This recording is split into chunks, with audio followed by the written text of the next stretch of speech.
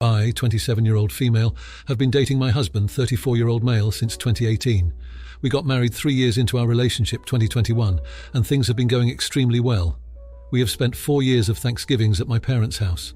This was the first time we chose to spend it at his parents' house.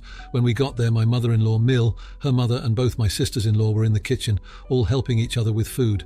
My husband and I went in there and talked for a bit. My mother-in-law asked me if I would like to help out.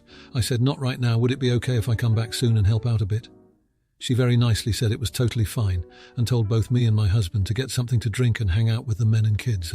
My husband gave me a nasty look and said, "You're not even going to help." His mother said that they had enough people, and she just asked me in case I wanted to help with the cooking, but they all managed just fine. He grabbed a beer for himself and went to the living room. I did the same and followed after. I ended up helping them set up everything on the table as I wanted to help out just a bit. His mother did not ask me to do this, nor did my sisters-in-law. Dinner went extremely well. We talked a lot and I really liked his family. When my husband and I got in the car, he started mumbling angrily at me. I asked him about 3 times what he was saying before he blew up at me.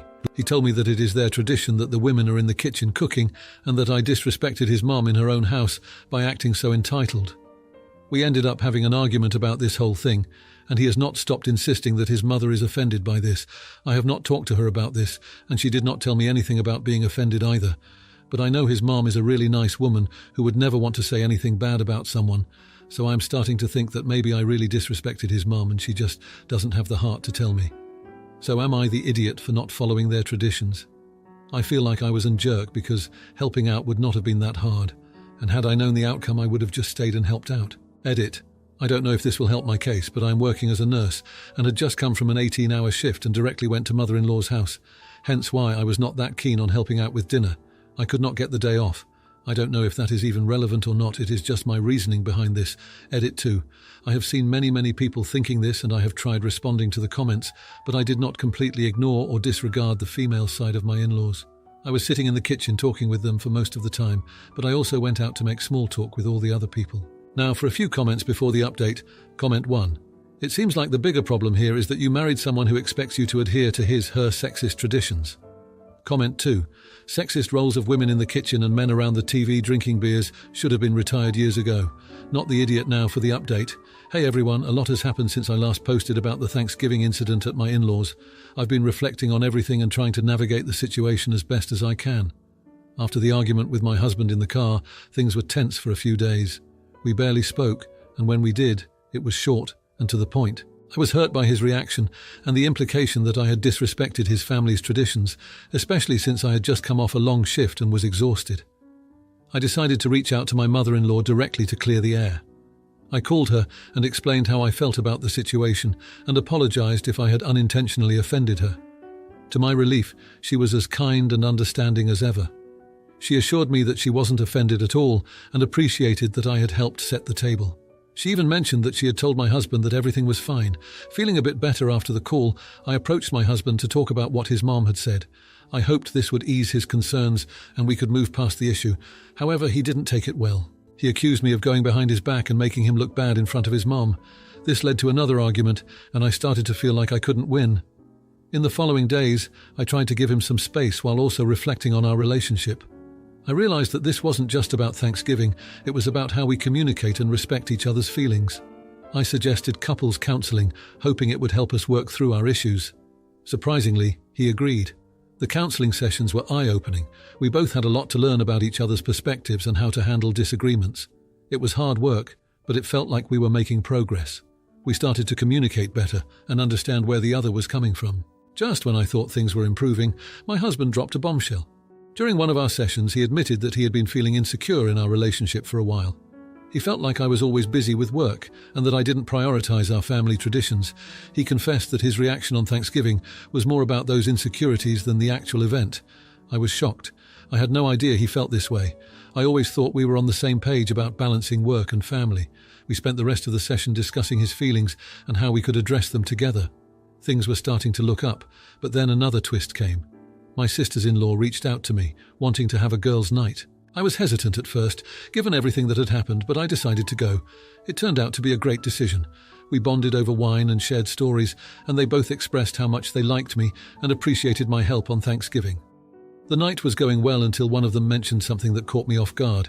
She said, "You know, Mum was actually relieved you didn't jump into the kitchen chaos. She's been wanting to change that tradition for years, but didn't know how to bring it up." I was stunned. All this time my mother-in-law had felt the same way I did about the tradition, but she was too afraid to say anything. It made me realize that sometimes traditions can be more of a burden than a joy, and it's okay to challenge them. Armed with this new information, I went home and shared it with my husband. We had a long, heartfelt conversation about traditions, expectations, and how we can create our own as a couple. It was a breakthrough moment for us. We've decided to start our own Thanksgiving tradition next year, one that involves both of us in the kitchen and breaks away from the gender roles his family had followed for so long. My husband also apologized for not listening to me and for letting his insecurities affect our relationship. So in the end, what started as a simple misunderstanding turned into a deep dive into our relationship dynamics. It's been a tough week, but I feel like we've come out stronger and more understanding of each other. And who knows, maybe we've even started a new tradition that will last for generations to come. Now for the comments. Comment 1. Hey there. It sounds like you've been through quite the roller coaster, but kudos to you for handling it with such grace. After a long nursing shift, anyone would need a breather, and it's great that your mother-in-law understood that. It's clear you both value family and traditions, but remember, it's okay to set boundaries and take care of yourself too. Communication is key, and it seems like you're on the right track with counselling. Keep talking it out and building those new traditions together. Comment 2. Well, butter my biscuit, you've turned a Thanksgiving tiff into a full-on family breakthrough. Who knew that a little spat over spuds could lead to such a deep dive into feelings and traditions? Props to you for not just tossing the turkey and running for the hills. Instead, you've cooked up a fresh batch of understanding and even got the in-laws on board for a girls' night. Now that's what I call stirring the pot in the best way possible. Now for the next story. My 27-year-old female cousin, 26-year-old female, and her fiancé, 26-year-old male, are supposed to get married around spring. They have been engaged for 2 years. Cousin has been living with us since she was 3, after her parents passed away, and I love her dearly as my younger sister. I support her in many of her decisions, except for this marriage. I feel like my cousin is rushing into things and ignoring the fact that they're not financially stable. Neither of them has a job, and while she is in a PhD program, they're living off some of her research funds. It is not enough to make a living. They are currently residing in an apartment that his parents are paying for. To be fair, I never approved of their relationship even when they were dating, and I haven't softened up on him yet. I've been vocal with her about wanting them to break up their relationship, now engagement. I find him obnoxious and rude, and he has made some unnecessary comments that still boil me. For instance, whenever we invite them for dinner, he makes snarky remarks about my wife's traditional dishes. No, we've never forced them to eat any of them. Those were more for my wife than for them. But he compliments everything I make, even something as simple as coffee, and he keeps telling me that I'll make a good man happy one day. It's infuriating that my cousin just ignores this. His disrespect for my marriage is the reason for this whole situation. With the wedding on the way, he introduced me to the other funder, his relative. We hit it off right away. We're close in age and share similar interests, so we bonded well. But I started to notice that my brother-in-law, Bill, was behaving peculiarly, like he would try to give us space to be alone with each other or give us hints that we are a natural couple. I had to tell the other person that I have a wife, and what he told me in return really shocked me to the core. Brother-in-law has been going around telling his family that I'm getting a divorce because my wife cheated. The sheer audacity of this man baffled me. I left, and without saying a word to anyone, withdrew my fund. After cooling down, I informed the couple, my wife and my parents, of what I had done and why. My cousin called me crying and begging for the funds, but I told her no. If she can't afford a wedding, then don't have one. My brother-in-law has resorted to calling me names and is getting his parents involved in it as well. My parents are okay with it, as it is my money. But my wife, although she is angry with what brother-in-law did, doesn't support my action. Whether I withdrew the fund or not, they will get married and stay family with us, so this would only cause a rift with my sister. While I understand her point, I don't see why I should support the marriage of someone who doesn't respect mine. So am I the idiot for withdrawing funds because my future brother-in-law slandered my marriage? Now for a few comments before the update. Comment 1. Not the idiot. Save the money for you and your wife. Why would you give it to a person that is trying to ruin your marriage? Comment 2. Not the idiot. He disrespected your marriage, so why would you pay for his? Especially someone who is clearly hateful. Now for the update. Thanks to everyone who read my last post. It's been a wild few months since then, and a lot has happened. I guess it's time for an update. After I withdrew the funds, things got pretty tense around the family. My cousin was devastated, and her fiancé, well, he was furious. He tried to turn the family against me, saying I was sabotaging their happiness. But when the truth about his lies came out, it was hard for anyone to take his side. My cousin and I had a long, emotional talk. She was hurt that I pulled the funding, but she was more upset about the lies her fiancé had spread. She couldn't believe he'd do something like that. It was a tough conversation, but it brought us closer. We cried, we hugged, and she thanked me for always looking out for her, even if she didn't always see it that way. The wedding plans were put on hold. My cousin needed time to think about her relationship, and honestly, I was relieved. I wanted her to marry for love, not because she felt she had to. During this time, my wife and I had our own issues to work through. She was upset about the whole situation, feeling caught in the middle between supporting me and keeping peace in the family. We had some heated discussions, but ultimately, it made us stronger. We learned to communicate better and to stand united, even when things get tough.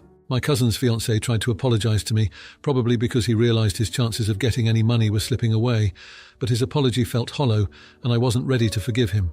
Not yet. I was polite but distant, and I think he got the message that he couldn't just talk his way out of this one. As for the other funder, he was shocked by the whole ordeal. He pulled his funding too, not wanting to be involved in the drama. He and I stayed in touch, though. We'd become friends, and he was a good guy who'd been misled by my future brother-in-law's lies. Fast forward to now, and things are looking up.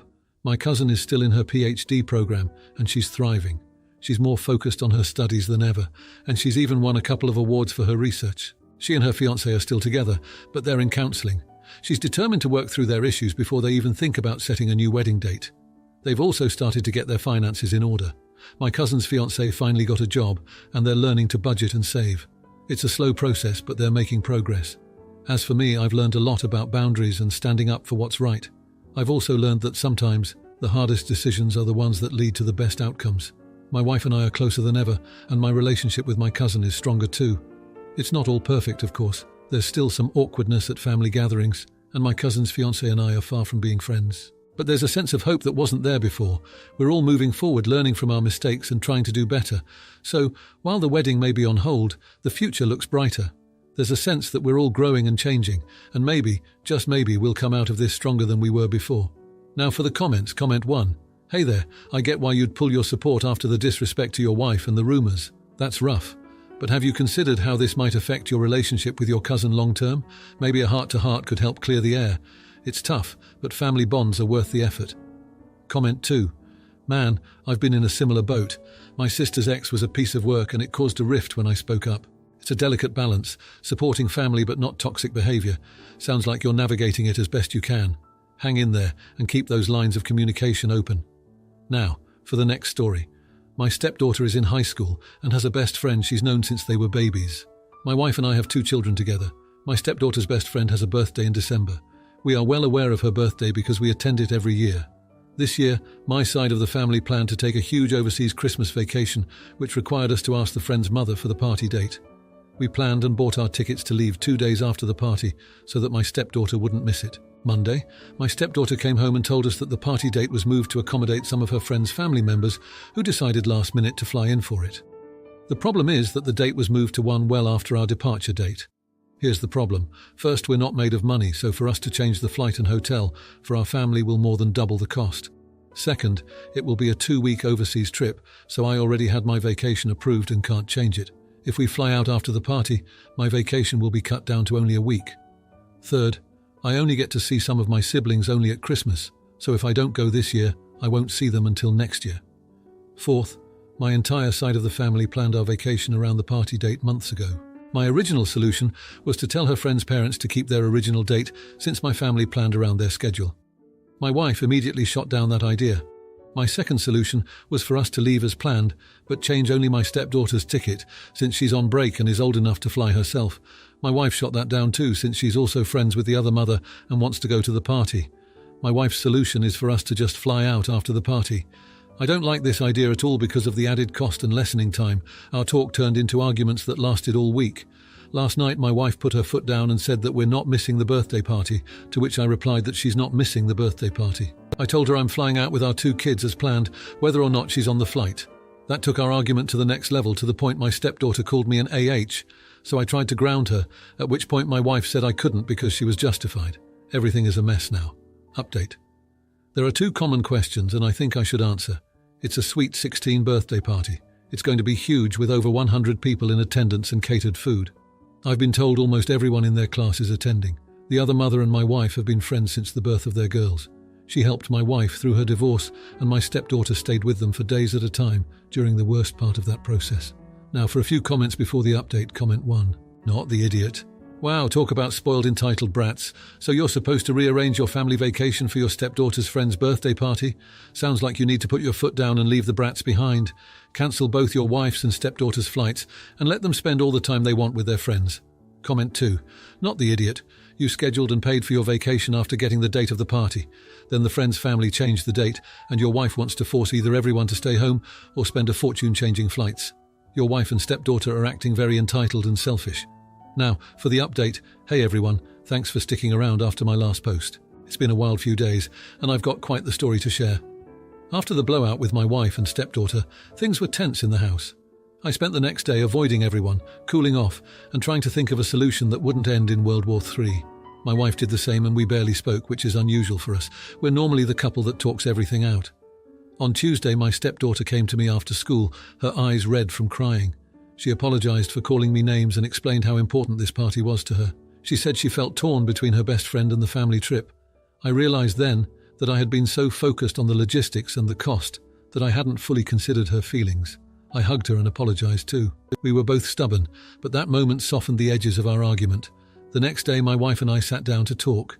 It was a long conversation, filled with apologies and understanding. She admitted that she had been too quick to dismiss my concerns about the cost and the shortened vacation.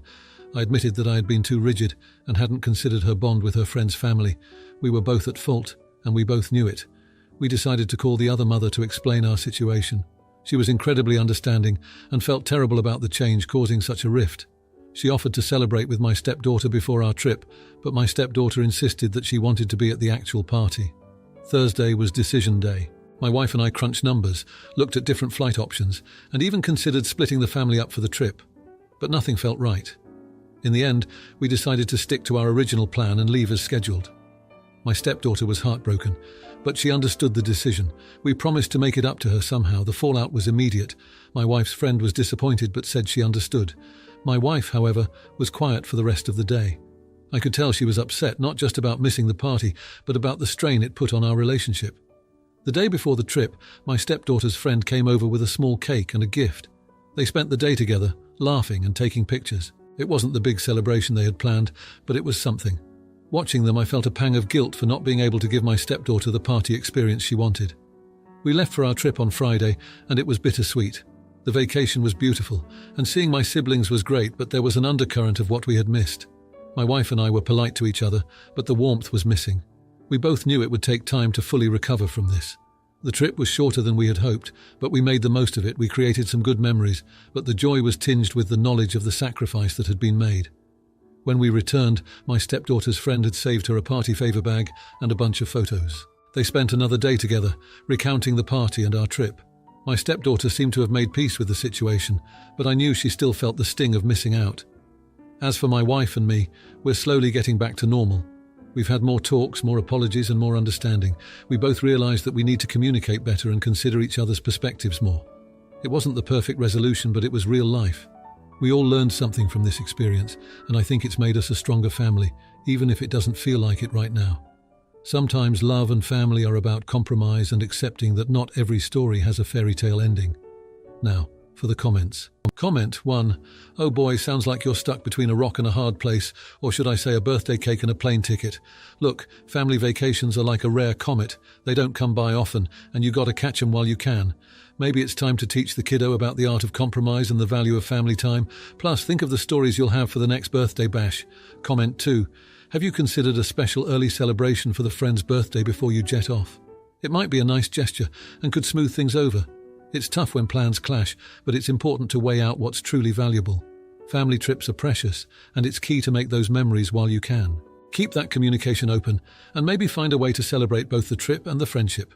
If you like this video, you'll probably like these too. Also, while you're here, please consider subscribing. It's your support that keeps this channel alive and allows me to make better and longer videos. Have a great day.